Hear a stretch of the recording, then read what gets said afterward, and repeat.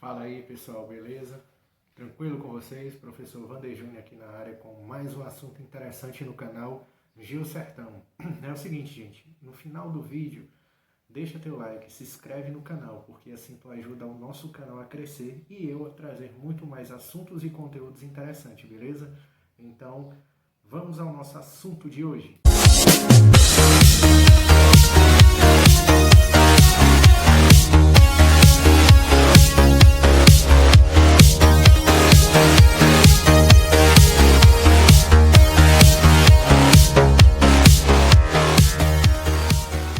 E é isso aí, galera, vamos ao nosso assunto de hoje. Gente, nós vamos tratar de hidrosfera, o planeta pé de água. E o que é que isso quer dizer? Gente, primeiro, hidrosfera são essa camada de líquidos que nós temos aqui na Terra. Rios, mares, oceanos, lagoas, córregos, etc. Tudo compõe a nossa hidrosfera, que quer dizer água. Mas é o seguinte, isso também tem um cunho social, né? Um cunho de preservação, porque hoje em dia o planeta pede água. E o que é que quer dizer com isso, Júnior? É o seguinte, acreditava-se durante muito tempo que era um recurso inesgotável, que a água doce no planeta nunca iria acabar. Só que é o seguinte, os cientistas, conforme foram passando seus anos e fazendo seus estudos, viram que boa parte da água doce do planeta ela não está retornando para a Terra. Nós não temos mais acesso à água doce que nós tínhamos há 100 anos atrás. Por que isso aconteceu? Gente, conforme a população foi crescendo, o consumo de água também foi crescendo. Quanto mais pessoas nós temos, mais água as pessoas têm que consumir, porque ela é vital para a vida na Terra. E outra coisa também, que é a pior de todas, é a poluição e o desperdício. Quem foi que nunca viu uma pessoa na sua rua, no seu bairro, seja lá onde é que for, lavando a calçada todo santo dia, à tardinha?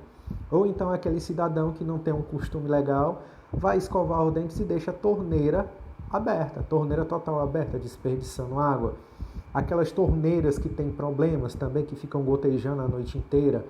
Canos da nossa própria distribuidora de água aqui do Ceará, não é? Que ficam gotejando, ficam quebrados, volta e meia, estouram no meio da rua, vai dezenas e centenas de litros de água desperdiçada. Isso tudo tem um cunho social de preservação. Infelizmente, pessoal, porque assim, o uso inadequado da água, infelizmente, é irregular, principalmente o consumo desigual. Há pessoas que consomem centenas e dezenas de litros sem ter a consciência que as futuras gerações vão precisar dessa água para poder sobreviver, não é isso? Se nós não preservarmos agora, as futuras gerações, os seus filhos, os seus netos não vão ter acesso à água doce do jeito que nós temos hoje em dia. Já está ficando escasso. Daqui a 100 anos a previsão é que fique muito mais escasso ainda, a água fique valendo ouro. E é o seguinte, a hidrosfera e hidrografia. E o que é a hidrografia? Gente, a hidrografia é a parte da geografia que estuda as águas que compõem a hidrosfera, camada líquida da Terra. Como eu falei, a hidrografia é a ciência que estuda isso. E essas águas, pessoal, podem formar rios, lagos, oceanos e mares, ou podem se filtrar no solo, dando origem a água subterrânea e aquíferos, que aqui no Brasil nós temos vários, aqueles chamados poços profundos e artesianos. E é o seguinte, isso daqui é o ciclo da água, né? Lembrem que a água, no seu normal, tem 3 estados, o sólido, o líquido e o gasoso. E essa circulação contínua da água, a qual chamamos de ciclo hidrológico, é essencial para a vida na superfície da Terra. Se esse ciclo for interrompido, infelizmente, boa parte da água que chegaria na superfície da Terra não irá chegar. E o que é que isso acarreta para nós, seres humanos? Infelizmente, nós vamos ter uma escassez de água rígida. Em algumas regiões do planeta, se um ciclo desse fosse bloqueado e ele não tivesse, infelizmente, aquela região morreria por completo, porque tudo que é ser vivo na Terra precisa de água para sobreviver. E é o seguinte, pessoal, essa distribuição dos recursos hídricos, cerca de 120 mil metros cúbicos por ano de precipitação, que são as chuvas que caem sobre os continentes, apenas pouco mais de 1/3 não volta para a atmosfera, permanece nos continentes circulando como água doce, ou seja, pouco mais de 1/3. É muito pouca água para muita gente. O restante da água ela está naquele ciclo contínuo, ela não para. Se nós não conseguirmos ter como reduzir o desperdício de água no futuro, essa água sim vai acabar. É o seguinte, pessoal, as áreas mais áridas ocupam cerca de 40% da superfície dos continentes, onde se localizam países como Emirados Árabes Unidos, Malta, Líbia, Jordânia, Israel, entre outros. Em contrapartida, apenas 9 países do mundo possuem cerca de 60% da água doce da Terra. O Brasil é o campeão disparado, com 12%, seguido de Rússia, Estados Unidos, Canadá, China, Indonésia, Índia, Colômbia e Peru. O Brasil sozinho possui 12% da água doce do planeta, água doce consumível, lembre-se. Nem toda água doce ela é consumível, mas essa água doce que estamos falando aqui, ela é consumível e viável para os seres humanos. A disponibilidade e o consumo de água, na última metade do século XX, a disponibilidade de água por habitante diminuiu 60%, enquanto no mesmo período a população mundial cresceu cerca de 50%. Estima-se que o consumo dobre a cada 20 anos e, por isso, a disponibilidade das fontes de água e seu uso no futuro tornaram-se uma grande incógnita. Nós não sabemos como nós vamos ter acesso à água e como ela será distribuída num futuro não tão distante. Além do uso doméstico, pessoal, a água é utilizada principalmente na agricultura e na indústria e armazenamento em reservatórios para usos diversos. A poluição e o desperdício das águas continentais. É o seguinte, todos os recursos hídricos que podem ser aproveitados, sejam eles superficiais, rios, lagos e represas, ou subterrâneos, águas subterrâneas, são considerados mananciais. Alimentados pelas águas das chuvas, os mananciais dependem da vegetação e do tipo de solo. O desperdício e a poluição dos mananciais, por resíduos industriais e lixo doméstico, orgânico, são motivos de preocupação de todos os países do mundo. Até porque o racionamento de água e reflexos preocupantes na área da saúde, como a transmissão de doenças pelas águas poluídas, são consequências da negligência das autoridades e da falta de informação e educação ambiental da população. A falta do saneamento básico, água tratada e rede de esgotos, de coleta regular de lixo e loteamentos clandestinos em áreas de mananciais são fatores que muito contribuem para a poluição das águas. Ou seja, o ser humano hoje em dia não quer saber de preservar o seu bem mais precioso, que é a água. E, infelizmente, as políticas públicas não têm um plano de ação imediato para o aproveitamento dessas águas. Poucas cidades têm centros de tratamento. Poucas cidades têm cerca de 100% de zona tratada, ou seja, tem o esgoto tratado, tem aquele saneamento básico. São pouquíssimas cidades no Brasil. Isso acarreta na poluição dos próprios mananciais que chegam à distribuição das pessoas que moram ali naquelas cidades. E é o seguinte, pessoal, as águas subterrâneas e sua poluição. Não é porque você cavou um poço profundo que ele não vai estar poluído. Se você prestar atenção, toda a vida que cava um poço profundo, antes de utilizá-lo, eles fazem um estudo, um teste, para ver a quantidade de cloroformes fecais que existem naquela água, ou seja, os poluentes que naquela água tem. Se tiver um fator X, aquela água não é viável para o consumo humano. E outra coisa também, a salinidade da água. Se ela tiver um valor de sal elevado, chamado de água salobra, aqui no interior, ou na boa parte do Brasil, você não vai poder consumi-la. Você pode utilizar para você lavar roupa, para você tomar um banho, mas não para consumi-la.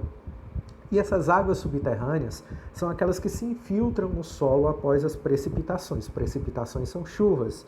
Entre as rochas que formam os solos existem espaços vazios, denominados poros, que são ligados entre si. E existem dois tipos de aquíferos, Nós temos os livres ou freáticos, que é aquele aquífero mais superficial, que você tem um acesso mais fácil quando vai cavar, e aqueles aquíferos confinados que são bem profundos e difícil acesso, que o poço chega a mais de 10 a 15 metros de profundidade, que ele surge a partir das rochas que você tem às vezes que quebrar para poder aquele fio de água começar a nascer, etc. Se existem dois, lembrem-se deles, livres ou freáticos, que é a mesma coisa, e os confinados. E é o seguinte, pessoal, os depósitos de água subterrânea estão mais protegidos do que os de água superficial, pois a camada do solo sobreadjacente atua como filtro físico e químico.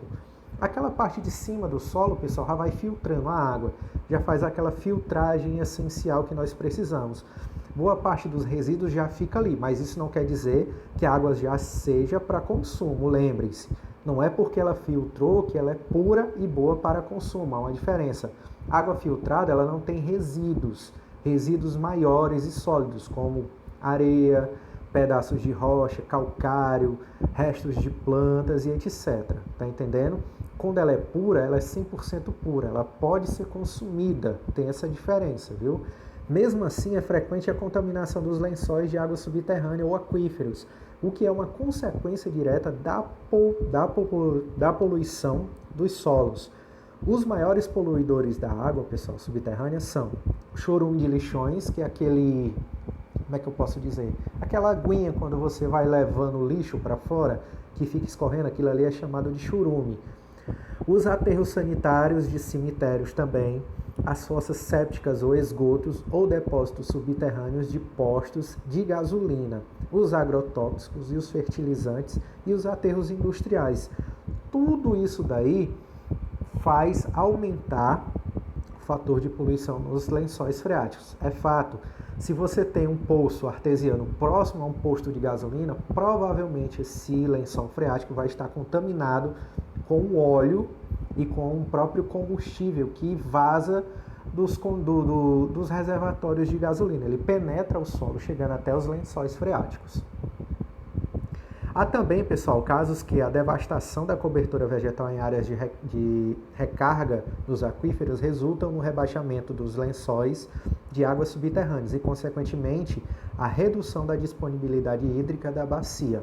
Se você desmata demais, onde tem um riacho, um córrego, uma lagoa, infelizmente aquela área ela vai secar no futuro, porque a vegetação ela consegue repor a água que ali tem, ela consegue segurar por muito mais tempo aquela água.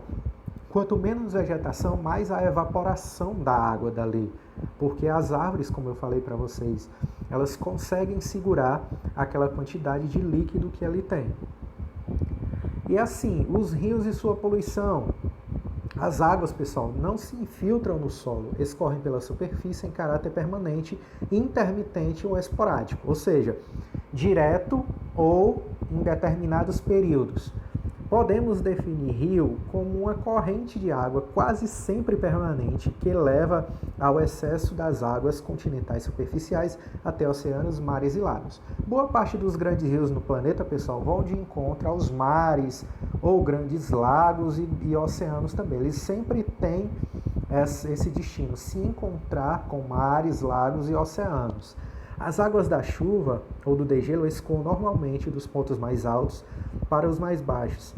Ao se juntarem com as águas que brotam das fontes, formam pequenos cursos de água que ganham volume, originando rios.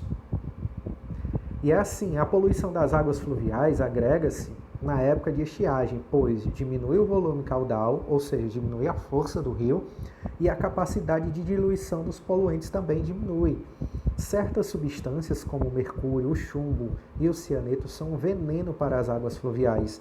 O mercúrio usado por garimpeiros para separar o ouro de areia e de pedras é um dos mais tóxicos e perigosos poluentes. No Brasil, pessoal, a Amazônia é uma das regiões que sofrem contaminação de mercúrio por causa da intensa atividade de garimpo, porque na Amazônia, naquela parte norte do Brasil, é onde se localizam as maiores jazidas de ouro aqui no Brasil. Consequentemente, os garimpeiros vão lá e não têm essa consciência ambiental. Para você separar o ouro puro da pedra, da rocha e dos poluentes, tem que usar o mercúrio. E o mercúrio, pessoal, ele é um poluente extremo para a natureza, porque ele não se dissolve facilmente.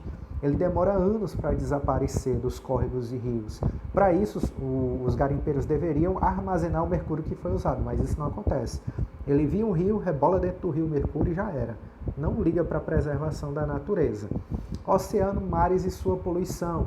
Os oceanos e mares, pessoal, ocupam um importante papel na vida da humanidade e suas atividades econômicas. Deixa eu só dar um diferencial de oceano e mar.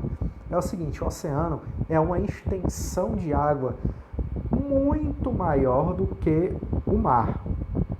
Por que é muito maior? Porque os oceanos atravessam de continente a continente. Já os mares é uma extensão de água muito menor, onde boa parte dos mares que nós temos não atravessa continente para continente. Antigamente falava-se muito em 7 mares, mas há uma diferença de oceano para mar. Oceano é uma amplitude maior de água, mar é uma amplitude menor de água. São também responsáveis pela alimentação de rios, lagos e mananciais, além de nos proporcionar inúmeros benefícios, como a pesca, a exploração de petróleo, gás natural e outros minerais. Apesar de sua importância, os oceanos têm sido a parte da esfera da vida mais atingida e ameaçada por impactos ambientais. Muitas vezes, os rios poluídos levam até eles os dejetos que acumulam em seu curso. Conflitos pela água. Com toda essa poluição, esse desperdício de água doce, pessoal, no futuro a gente vai ter conflito pela água doce no planeta. Por que isso vai acontecer? Porque nós não vamos ter mais acesso direto e facilidade de ter água doce. E isso vai gerar conflitos entre nações do planeta. Infelizmente isso vai acontecer.